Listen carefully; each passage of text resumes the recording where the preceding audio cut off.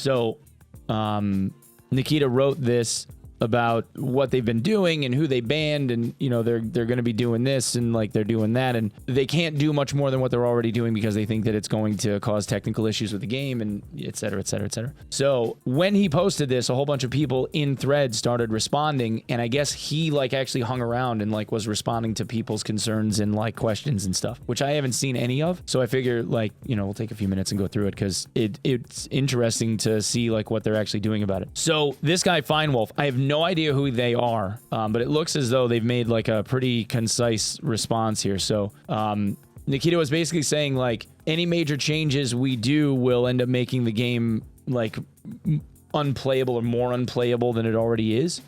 And this guy's saying, I disagree. I made a few suggestions that would have zero impact on the player base other than delaying new features and maps. Most of the community would rather see the game move toward an environment mostly free of cheaters rather than having new maps to be ESP'd on. So these are all zero impact solutions. Make all network traffic use TLS coupled with certificate pinning and PFS. So I don't know what any of that is. But this is like, he's basically saying PFS is recommended as it would force an attacker / cheater to continuously monitor the client's memory and therefore have a module on the computer running the game to extract the session key of that particular exchange. It prevents using a second computer to run the cheat while the game is on the first. Okay, it would require an EXE to run, which could become detectable. Okay, all right. So that obviously would be a huge addition. Prevent debugging and memory inspection. Semantic has a paper on it. Prevents cheat authors from reading the game's memory at runtime by attaching a debugger to the process. Okay. I mean, that seems like it's relatively effective and zero impact, right? Collect and train an ML model based on user behavior. So this is something that I've already suggested. So collect from servers movement and interaction data from players, feed all that data to a machine learning model. So a machine learning model like Fair Fight is exactly what this does. So Fair Fight monitors behavior of players, user statistics, and then finds things that are in like crazily high statistical outliers, right? Like some absurdly high percentage that somebody's getting headshots, like that is beyond the ability of humanity, right? You can monitor all of that player behavior and find the people that are way outside, or like the guys that are listing 200 fucking LEDXs on the flea market, right? And you can ban those guys because the machine learning shows you where the cheaters are when the cheat detection software isn't like enough, right?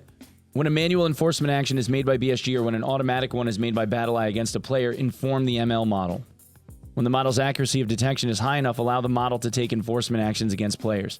This is purely server-side, and AWS, Azure, and GCP all have products to get you started. Yep. Completely agree. Okay, medium impact. Some users may need to change their configuration to play the game. Old computers without TPM support would have to upgrade, but FTPM has been a thing in CPU since 2016. So running the game behind a hypervisor, there's very little reason why a person would do that today. Do hardware attestations when starting the game. Through a TEE module, now like I don't know what any of this shit means, but create a hardware attestation that verifies that the game is not running through a hypervisor, and that creates a snapshot of the hardware, collect the serial number of the CPU and the motherboard.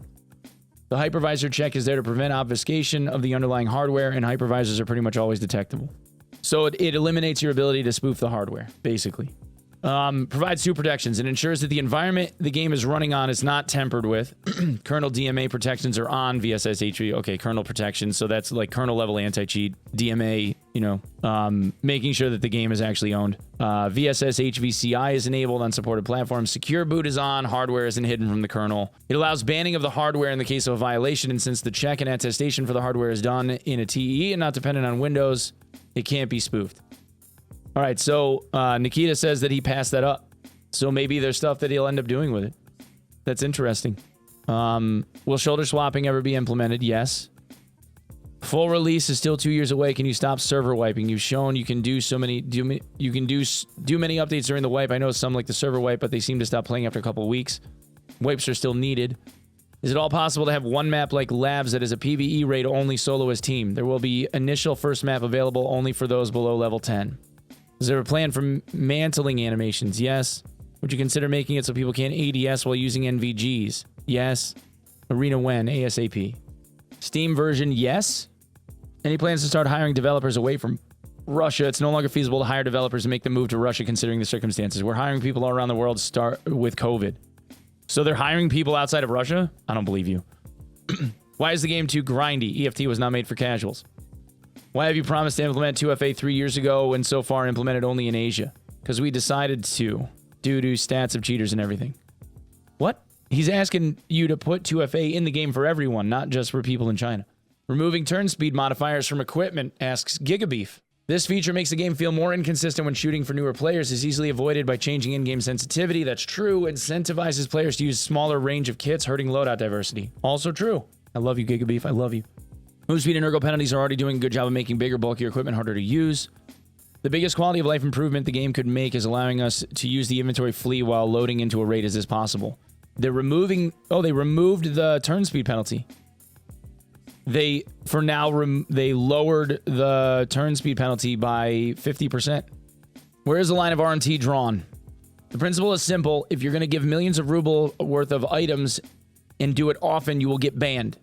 If you want to just return gear from time to time, it's okay. Is it an automatic ban or do you get flagged and checked manually? This exact ban is not automated. That's a problem. This is a problem. Because it's at the discretion of BSG as to whether or not they decide to manually ban someone for giving their buddies shit. Roll out more streamlined methods of communication. Timeframes, progress updates, yes. Are you willing to improve communications? Yes. Shows wrapped, boys. Shows wrapped, we got them. We will prepare a roadmap, I will answer questions. Okay, so he says he's going to bring us a roadmap, so that's interesting. Is there any sort of lighting overhaul in the works? Yes. Okay. What about the optics overhaul part 2? We want to make them better for the release. Is it possible to make a raid replay system if we had to download the replay on our end? It's possible. So why don't you do it? It would save a lot of unrequested reports, help detect cheaters. It requires netcode changes that we're doing right now for Arena. So Arena's going to have a replay system, which we already knew, but I think what this guy is asking for is demo files. It sucks that you're in this situation where the cure looks worse than the cancer, but there's a point where you have to bite the bullet. When is that point for your team? Don't be so concrete. It's not that we'll not do anything. In the end, I'm 100% the situation will improve. It's already improving by all the measures taken. Yeah, that's propaganda. After a few years of constant issues and hearing we are improving things, it's time to be concrete. Amen, dude. Can you tell us any steps you have planned to improve the situation? When can we start seeing improvements? 6 months, 12 months? Keep in mind, whenever I'm asking about time, I don't mean exact date or deadline, but a time frame. Next patch, for example, will have a lot of changes. It's planned in April. We're trying to make it earlier. Is there any way to implement flagging for suspicious flea market listings? It's planned. What's the priority of it? When can we expect to see it? Probably the next tech patch. So it looks like they're planning on April. We'll have a tech patch. And this is probably a major thing to try and add, but there are any plans for post-raid replay systems. Believe it or not, it is planned. Great to hear. Time frame. Will we see it this year? Will it be part of 1.13.x? This year. Replay system this year. He says. Worse yet, many quests are horribly designed, forcing you to kill ex-PMCs in places where no PMC wants to go. What's the point? Will be fixed. What's your quest design process? Preventing issues is better than fixing them. How these quests make it to release in the first place? How did they make it to release in the first place? I believe based on some much older info from BSG, but please do correct me if I remember or I misremember. Garbage. That you have information on player hotspots moving through the map based on analytics. It's not used when is it not used when the team is designing the quests? Everything is being used. The general testing of yours is used to change it. The general testing of you, the players he means, are used to change quests in better ways. He's asking about capturing outposts, which was improved. Now it's what, 8 kills in each spot now instead of 12? Okay, so changes for capturing outposts. So they made capturing outposts 8 kills each, and they removed it from requiring the quest to be completed for the Kappa container. You don't have to do capturing outposts for Kappa anymore. Just a little suggestion. I personally want to see some more QOL things after the cheating stuff. Hopefully it gets fixed or worked on. A lot of QOL features are planned. What QOL features? There are many. Redesigned trade screens, lots of UI changes, ammo loading UI, and so on. Okay. Do you plan on hiring communication management or even one person? The thing is that there's not much questions here, only rants. I'm totally okay with Q&A. It needs to be organized.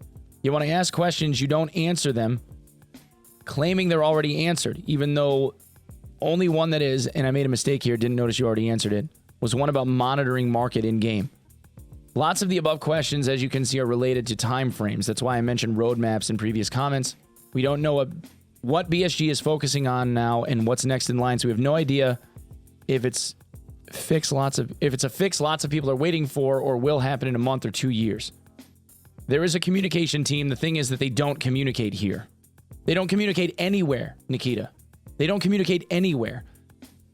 Community managers should be fired for how poorly the situation is being handled or hired if there isn't any. People were trying to bring the cheating problem to light for a long time. The fact it took so long for a team to start rapidly fixing it tells that the community management is non-existent. It cost project reputation, a few streamers, and certainly affected sales in a negative way. Amen, dude. We didn't start to rapidly fix it. He means that they've been working on it right along. We just continued to work on it and decided to add and change more stuff in this perfect moment. Okay, so he's responding with sarcasm. Anti-cheat system should have its own development team with dedicated devs. Otherwise, you fail in an arms race once again when the whole team moves to developing new features. We have a separate team. Bullshit. I don't buy that either. Community-based anti-cheat stuff should never be done again. If they fuck up, you will be blamed anyway. Yup. See, like, that would have been a perfect moment for them to say, the review process that we implemented wasn't good enough. This was actually our fault. It wasn't the community fucking anti-cheat fault. Whatever. Because it wasn't their fault. I refuse. Like, I'll be the first person to say when shit is, like, my bad. I failed on selling it to people because I didn't think it was going to go the way it went. But that shit is all on BSG's shoulders. They fucked it. It was a really great idea that people worked really fucking hard to try and get off the ground because we were so goddamn frustrated. And BSG fucked it. Plans on adding CZ guns to the game? Yes. What happened to two-step auth? Most likely, it's active in the Asian region. Most likely will be added everywhere. So they're looking at adding two-step auth after fucking years of saying that they were going to add two-step auth and then didn't. So now maybe they will. I mean, I would like to see that personally, even though you can spoof two-factor shit pretty easily. But, like, for your hobbyist fucking retail cheater, you know, maybe that'll be a deterrent. When you admit found and raid and those anti-ARM cheat changes no one asked for were a big mistake and failed to stop the problem. Find and raid is a good mechanic. RMT restrictions are a needed thing, lesser evil. I disagree. I don't think that that's true.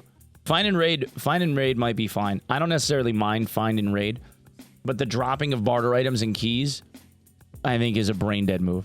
I think that does nothing but hurt people. How quick you are to ban people reported by streamers. Why are you so slow to ban users selling 50 LEDX in the first week of the wipe? Absolutely everyone knows they are hackers, and the longer they're there, the more weight it gives to those who theorize that you as a company monetize hacking by wholesaling accounts, especially after ban waves in the past. We just missed that human factor. How? How do you miss that? You have stats logging. You can see people's flea market reputation skyrocketing because you have a numeric value that everyone else can see. You have to have a record of it. I don't buy that for a fucking second. How? Oh God, dude, that's like I'm not mad. Like I'm embellishing. Okay, I'm embellishing the response, but I don't buy that. I don't buy it. I don't buy that at all. There's no way you can say we just missed that. People have been complaining about ultra-high flea market rep for literal years. These guys that are selling huge batches of LEDXs and shit. We have been laughing about that shit and pointing those out for literal years. Of all of the responses that he made, like, that is the most egregiously ridiculous response that could have been made to that question.